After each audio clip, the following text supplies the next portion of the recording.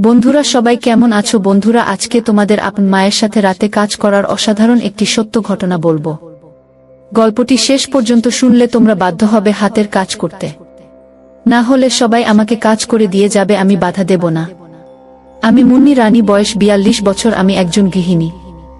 আমার স্বামী সোমেশ 48 বছর, সে একজন ব্যবসায়ী।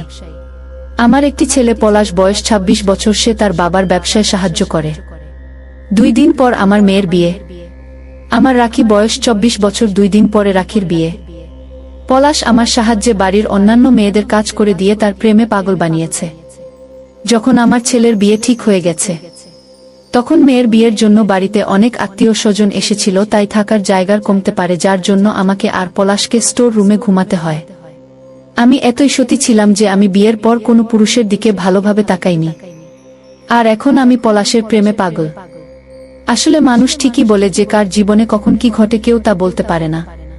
ঠিক তেমনি আমার জীবনে ও তাই হয়েছে। আমার স্বামী আমাকে স্টোর রুমে ঘুমাতে বারণ করেছিল, কিন্তু আমি আত্মীয়দের আরামের কথা চিন্তা করে বিয়ের 3 দিন আমি নিজের আর পলাশের বিছানা স্টোর রুমে করেছিলাম। আর এই 3 দিনই আমার জীবনকে বদলে দিয়েছিল। স্টোর রুম মানে এই নয় যে সেটা খুব নোংরা ছিল, বরং পরিষ্কারই ছিল, তবে বাড়ির অতিরিক্ত কিছু জিনিস সেখানে ছিল। আর ছিল একটা বিছানা। প্রথম দিন যখন আমি ওলাশকে স্টোর রুমে ঘুমানোর কথা বললাম, তখন সে আমাকে রাগ দেখালো, কিন্তু কিছুক্ষণ পর সে রাজি হয়ে গেল। তার রুমটা নিচতলায় ছিল। আমার ছেলের রুমে নিচের তলায় আমার 2 মেয়ে একসাথে থাকত। পলাশের রুমটা দারুণ ছিল, যেখানে আজ আত্মীয়রা ছিল, আর আমার রুমে ছিল আমার ননন্দ আর তার পরিবার। আর বাড়ির অন্যান্য জায়গায় অন্য আত্মীয়রা থাকল। বাড়ির সব কাজ শেষ হতে হতে রাত হয়ে গেল। পলাশ রাত 12টা আগেই স্টোর রুমে গিয়ে শুয়ে পড়েছিল, তাই আমি স্টোর রুমে এসে রুমের দরজা ভেতর থেকে বন্ধ করে দিলাম। একটা সিঙ্গেল বেড ছিল, তাই জায়গা কম, তার জন্য আমি পলাশকে ডাকলাম, কিন্তু সে সাড়া দিল না। তাই আমিও শুয়ে পড়লাম। আমি এমন ভাবে শুইলাম যে পলাশের শরীরের সাথে আমার শরীর লেগে গেল, আর আমার মাথা ছিল তার বুকে। আমি লাইট অফ করে ঘুমানোর চেষ্টা করলাম। বিয়ে বাড়িতে অনেক কাজ ছিল তো, তাই আমি অনেক ক্লান্ত ছিলাম, আর এই জন্য আমি কখন ঘুমিয়ে পড়ি তা জানি না। কিন্তু হঠাৎ ব্যথায় আমার ঘুম ভেঙে গেল, আর আমার মুখ থেকে চিৎকার বেরোবে ঠিক তখনই কেউ একজন আমার মুখ চেপে ধরল। তাই আমার মুখ থেকে আর চিৎকার বেরোলো না। তাই আমি তার হাত থেকে বাঁচার জন্য ছটফট করছিলাম, তাকে ঠেলে দেওয়ার চেষ্টা করছিলাম, কিন্তু কিছুই করতে পারছিলাম না, কারণ আমার উপরে যে ছিল সে অনেক শক্তিশালী ছিল। ঠিক তখনই পলাশ বলে উঠল, মা হয়ে গেছে, মা পুরোটাই নেমেছে। আমি আরো বেশি ছটফট করতে লাগলাম, কারণ আমার নিজের ছেলে আমাকে কাজ করে দিচ্ছে। তার মধ্যে কোনো ভয় ছিল যে এটা একটা বিয়ের বাড়ি।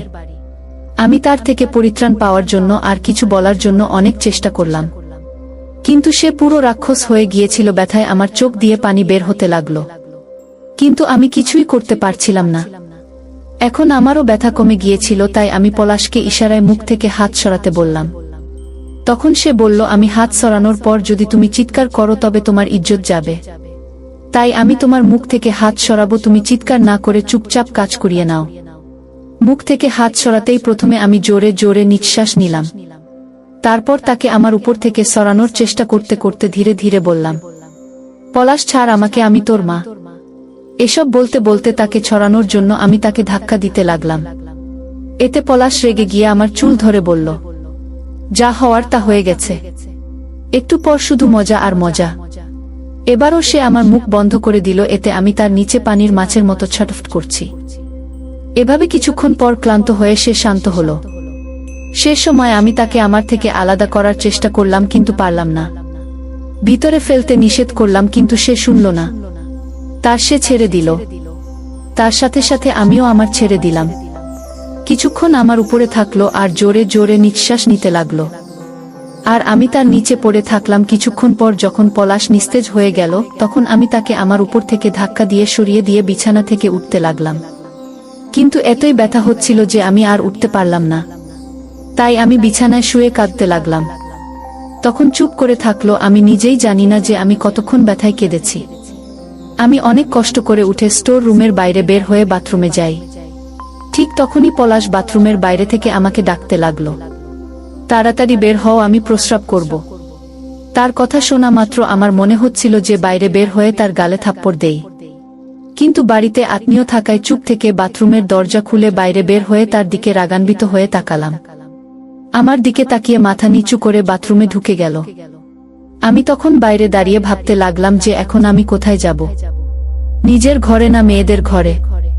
কিন্তু কোথাও জায়গা না থাকায় আমি আবার স্টোর রুমে এসে শুয়ে পড়লাম। কিছুক্ষণ পর পলাশ স্টোর রুমে এসে দরজা বন্ধ করে আমার পাশে শুয়ে পড়ল। সে আমাকে কাছে টেনে ধরল, এতে আমি রাগে তার গালে একটা থাপ্পড় দিলাম আর বললাম, কুত্তা হারামজাদা, তোর লজ্জা করল না? আমার কথা শুনে কাঁদতে লাগলো আর বলল, মা আমার ভুল হয়ে গেছে মা, জানি না কি হয়েছিল আমার মধ্যে যে নিজেকে কন্ট্রোল করতে পারিনি, তাই হয়ে গেছে, দয়া করে বাবাকে কিছু বলো না। এসব বলে সে কাঁদতে কাঁদতে বিছানা থেকে নেমে মেঝেতে শুয়ে পড়ল। তার এই অবস্থা দেখে আমি তাকে আর কিছু বললাম না, বরং চুপচাপ চোখে পানি নিয়ে ঘুমানোর চেষ্টা করলাম আর ভাবতে লাগলাম যে কি থেকে কি হয়ে গেল, আর না জানি আগে আরো কি কি হবে। এসব ভাবতে ভাবতে কখন ঘুমিয়ে গেছি তা জানি না। আমার ঘুম ভেঙে গেল যখন আমি বুঝতে পারলাম যে কেউ আমার উপরে আছে। আমি আমার চোখ খুললাম, আমি আমার উপরে পলাশকে কে দেখতে পেলাম। কেবল কাজ শুরু করবে ঠিক তখনই আমি তাকে জোরে ধাক্কা দিলাম, কিন্তু সে শক্ত করে ধরেছিল। আমি আবার পরাস্ত হলাম। আবার আমার মুখ বন্ধ করে দিল। এখন স্টোর রুমে কিছুটা আলো ছিল, কারণ বাইরে হল রুমে লাইট জ্বালানো ছিল, তাই আমরা একে অপরকে দেখতে পাচ্ছিলাম। বেশি চিৎকার করো না, বাইরে আত্মীয় স্বজনেরা সব উঠে যাবে, তখন সবাই জানতে পারবে। আমার চোখ দিয়ে পানি পড়তে লাগল, কিন্তু পলাশ তবুও থামল না। আমি ছটফট করতে লাগলাম, তবে সে আমার মুখ থেকে হাত সরিয়ে নিল, কিন্তু আমি চিৎকার করতে পারলাম না, কারণ বাসাভর্তি মেহমান, তাই তাকে নিচু সুরে বললাম, কেন এমন করছিস? পলাশ, আমাকে ছেড়ে দে, আমি যে তোর মা। এসব বলতে বলতে আমি তাকে সরাতে লাগলাম, কিন্তু সে আমাকে শক্ত করে ধরে রাখল আর বলল, আরেকটু মা। আমার চোখ দিয়ে পানি পড়তে লাগল। ঠিক তখনই বাইরে থেকে আমার মেয়ে আমাকে ডাকতে লাগল, অনেক বেলা হয়ে গেছে, ঘুম থেকে উঠো মা। এতে আমি তাড়াতাড়ি চোখ খুলে পলাশের দিকে তাকালাম। সে আমাকে চুপ করে থাকার ইশারা করল। তখন আমি তাকে বললাম, পলাশ, ছেড়ে দে আমায়, বাইরে সবাই আছে, বা আমি তোর মা। এ কথা বলে আমি যখন আবার উঠতে চেষ্টা করি, তখন পলাশ আবার আমাকে বাধা দিল। মা, আমার আসছে বলে হাঁফাতে লাগলো। তখন আমি তাকে বললাম, বাইরে ফেল, কিন্তু কথা না শুনে সে ভিতর ফেলল। আবার রাখি আমাকে ডাকতে লাগলো, তাই আমি পলাশকে আমার উপর থেকে ধাক্কা দিয়ে সরিয়ে দিলাম। অনেক কষ্ট করে স্টোর রুম থেকে বাইরে বের হলাম। আমাকে এলোমেলো দেখে রাখি আমায় জিজ্ঞেস করল, কি হয়েছে মা? আমি বললাম, কিছু না, কাজ করতে করতে একটু ক্লান্ত হয়ে গেছি। ভাবতে লাগলাম যে সব বলে দেব। মাঝে মাঝে আমি সমীরের কাছে গেলে ও তাকে কিছুই বলতে পারলাম না, কারণ বিয়ের বাড়ি তো না জানি কি না কি হয়ে যায়, তাই বিয়ের পর স্বামীর সাথে এ নিয়ে কথা বলবো বলে ভাবলাম আর বাড়ির কাজে লেগে পড়লাম। একদিন পর আমার মেয়ের বিয়ে, তাই আরো আত্মীয় স্বজন বাসায় আসতে লাগলো, ফলে বাড়িতে থাকার জায়গা আরো কমে গেল। কিন্তু আমি আজ পলাশের সাথে থাকবো না বলে ভেবে নিয়েছি। দিনের বেলা পলাশের মুখোমুখি হলেই আমার দুজনই মুখ ঘুরিয়ে নিচ্ছিলাম, আর রাতে যখন ঘুমানোর সময় এলো তখন আমার ঘুমানোর জায়গা ছিল না। তখন পলাশ আমাকে স্টোর রুমে ঘুমাতে বলল। এটা শুনে আমি তার দিকে তাকাতেই সে গত রাতের জন্য আমার কাছে ক্ষমা চেয়ে বলল, আর হবে না। এ কথা বলে কাঁদতে লাগলো। তার চোখে পানি দেখে আমি তাকে বিশ্বাস করলাম আর তার সাথে স্টোর রুমে ঘুমাতে আসলাম। রুমে এসে আমরা শুয়ে পড়লাম। আমরা একে অপরের সাথে কথা বলছিলাম না, আর না চাইতেও বারবার আমার সকালের কথা মনে পড়ছিল। ঘুমানোর চেষ্টা করলাম, প্রায় ঘুমিয়ে গিয়েছিলাম, কিন্তু পলাশের জন্য তা আর হলো না। তার শক্তির সাথে আমি এবারও পারলাম না। আমি তাকে হাত জোট করে আমাকে ছেড়ে দেওয়ার জন্য বললাম, কিন্তু সে না, আমার কথা শুনল না, আমাকে আবার করে ছাড়ল। আমরা দুজনেই জোরে জোরে নিঃশ্বাস নিতে লাগলাম। আমার চোখ দিয়ে পানি পড়তে লাগলো, কিন্তু এতে পলাশের কিছু যায় আসে না। আমি কাঁদতে কাঁদতে ঘুমিয়ে পড়লাম। আমি একটা জীবন্ত লাশের মতো সব সহ্য করে নিচ্ছি। বাথরুমে গিয়ে আমি কাঁদতে লাগলাম, কারণ আমি কিছুই করতে পারছিলাম না। সারাদিন কাজের মধ্যেই গেল। রাতে পার্টি সেন্টারে বিয়ের জন্য দুই পরিবার এক হলাম। শুরু হয়ে গেল। হঠাৎ আমার একটা জিনিসের জন্য বাসায় যাওয়ার প্রয়োজন হলো, কিন্তু আমি রাত 1টার সময় অন্য কারো সাথে যাওয়া নিরাপদ মনে করলাম না, তাই আমি পলাশকে নিয়ে গেলাম। বাসায় শুধু বয়স্করা ছিল আর বাকিরা সবাই ছিল পার্টি সেন্টারে। যখন আমি আমার ঘরে জিনিস নিতে আসলাম ঠিক তখনই পলাশ আমার ঘরে ঢুকে দরজা বন্ধ করে দিল। এটা দেখে আমি বললাম, পলাশ, কি দরজা বন্ধ করছিস কেন? আমি তার মতলব বুঝে গিয়েছিলাম। তাড়াতাড়ি আসো, আমাদের পার্টি সেন্টারে যেতে হবে। আমি ঘর থেকে বেরিয়ে যেতে লাগলাম ঠিক তখনই পলাশ তার মোবাইল বের করে আমাকে একটা ভিডিও দেখাতে লাগলো, যেখানে সে আমাকে কাজ করে দিচ্ছে। এটা দেখে আমি খুব ভয় পেয়ে গেলাম। তখন সে আমাকে বলল, উপরে আসো, না হলে এই ভিডিওটা আমি বাবাকে পাঠিয়ে দেব। তার এ কথা শুনে আমার ভয় আরো বেড়ে গেল। সে আবার বলল, তাড়াতাড়ি আসো মা, আমাদের আবার যেতে হবে। তার কথা শুনে আমি কাঁদতে লাগলাম আর বললাম, আমি তোর মা হই। পলাশ বললাম, না, এটা কোনো সম্পর্ক বোঝে না। দেরি না করে তাড়াতাড়ি আসো, না হলে আমি এখনই বাবাকে এই ভিডিওটা পাঠিয়ে দিচ্ছি। আমি তার কথা শুনে আস্তে আস্তে তার পাশে বসলাম। সে উপরে বসতে বলল। আমার চোখ দিয়ে তখন পানি বের হতে লাগলো, কিন্তু আমার কিছু করার ছিল না। তখন পলাশ বলল, তুমি একটু একটু নাচো। তার একটা শুনে আমি তার গালে একটা জোরে থাপ্পড় দিলাম। তখন সে হাসতে হাসতে বলল, যত দেরি করবে ততই আমাদের যেতে দেরি হবে।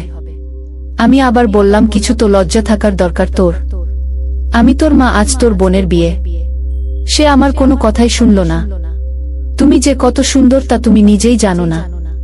তোমার এই সৌন্দর্যের জন্য আমি বাধ্য হয়েছি। আমি জানি তুমি আমার মা, আর আমি তোমার সম্মতিতে এসব হবে না। দুঃখিত মা, তুমি আসলেই অনেক সুন্দরী। তার মুখে এসব কথা শুনে আমি খুব খুশি হলাম। পলাশের মুখ থেকে মা ডাক শুনে আমার মনে হলো আমি এসব কি করছি, তাই আমি তাড়াতাড়ি সব কাপড় ঠিকঠাক করলাম। তারপর জিনিসপত্র নিয়ে ঘর থেকে বের হলাম। কিছুক্ষণ পর প্রতাপ ঘর থেকে বের হয়ে আসলো। আমরা একে অপরের সাথে কোনো কথা না বলে সোজা পার্টি সেন্টারে চলে আসলাম। এখানে এসে সোমেশ আমার সাথে রাগারাগি করলো দেরি করার জন্য, কিন্তু আমি তাকে কি করে বলি যে একটু আগে আমার সাথে কি কি ঘটেছে। ঠিক তখনই আমার নজর পলাশ এর উপর গেল। সে আমাকে দেখে চোখ মারল, এতে আমার রাগ না হয়ে লজ্জা পেয়ে গেলাম। জানি না আজ কেন যেন কাজ করিয়ে নিয়ে আমি খুব মজা পেয়েছি। পলাশ আমার কাছে এসে জিজ্ঞেস করল, যদি অসুবিধা হয় তবে বাথরুমে গিয়ে পরিষ্কার হয়ে আসো। তার কথা শুনে আমি তার দিকে রাগী চোখে তাকালাম আর বললাম, তুই যা এখান থেকে। সে হেসে বলল, ওই দিকে বাথরুমে যাও, পরিষ্কার করে আসো। সে আমাকে তার রুমাল বের করে দিল। আমি তার মুখের দিকে তাকালাম। সে আবার বলল, যাও মা, পরিষ্কার করে আসো, যদি পেটে বেবি এসে যায় তবে সমস্যা হয়ে যাবে। একথা শুনে আমার মনে এ ব্যাপারটা আমার কেন মনে হলো। বেবি তো আসতেই পারে। আমি কিছু না বলে তার হাত থেকে রুমালটা নিয়ে বাথরুমে গেলাম, পরিষ্কার করলাম। বাইরে বেরিয়ে আসলাম। বাইরে বিয়ের কাজ শুরু হয়ে গেছে। আমি গিয়ে পলাশের পাশে দাঁড়ালাম। সে আমাকে বলল, মা, আমার রুমাল কোথায়? আমি তার দিকে তাকিয়ে বললাম, আমি ফেলে দিয়েছি। পলাশ, মিথ্যা বলো না, ওটা তো তোমার হাতে। আমি তাকে তার রুমালটা দিয়ে দিলাম। সে আমার দিকে তাকিয়ে রুমালের গন্ধ নিতে লাগলো। এটা দেখে আমি লজ্জা পেয়ে গেলাম। সে রুমালের গন্ধ নিতে নিতে বলল, কি সুন্দর গন্ধ। আমি বললাম, তুই কি পাগল নাকি? সবাই এখানে আছে আর তুই এমন করছিস। একবার বিয়েটা শেষ হতে দে, তারপর তোর বাবার সাথে এ নিয়ে কথা বলছি। এ কথা বলে আমি অন্য জায়গায় গিয়ে দাঁড়ালাম। সত্যি বলতে কি, পলাশের এসব পাগলামি আমার ভালো লাগছিল, কিন্তু আমি যে মাথায় কি করব বুঝতে পারছিলাম না। তারপর বিয়ের সব কাজ শেষ করে রাখিকে বিদায় দিয়ে আমরা বাসায় আসলাম। সারারাত সবাই জেগেছিলাম, তাই বাসায় এসে কিছু অনুষ্ঠান শেষ করে ঘুমানোর প্রস্তুতি নিচ্ছিলাম। কিছু আত্মীয় চলে গিয়েছিল। রাতে যখন ঘুমানোর সময় আসলো, তখন পলাশ আমাকে স্টোর রুমে ঘুমানোর ইশারা করল। আমি তাকে থাপ্পড় দিয়ে নিজের ঘরে এসে শুয়ে পড়লাম, কারণ এখন বাড়ি প্রায় ফাঁকা, তাই থাকার জায়গা অনেক। কিন্তু পলাশের সাহসের তারিফ করতে হবে, কারণ শোয়ার কিছুক্ষণ পর আমার মনে হলো কেউ আমার উপরে। আমি চোখ খুলে দেখি পাশে তার বাবা শুয়েছিল। পলাশ আমাকে কোলে তুলে স্টোর রুমে নিয়ে গেল। সেদিন রাতে 4 বার কাজ করল। বন্ধুরা, আজ এই পর্যন্ত। পরবর্তী ভিডিও পেতে আমাদের সাদিয়া ব্লগ চ্যানেলটি সাবস্ক্রাইব করে রাখুন। ধন্যবাদ সবাইকে।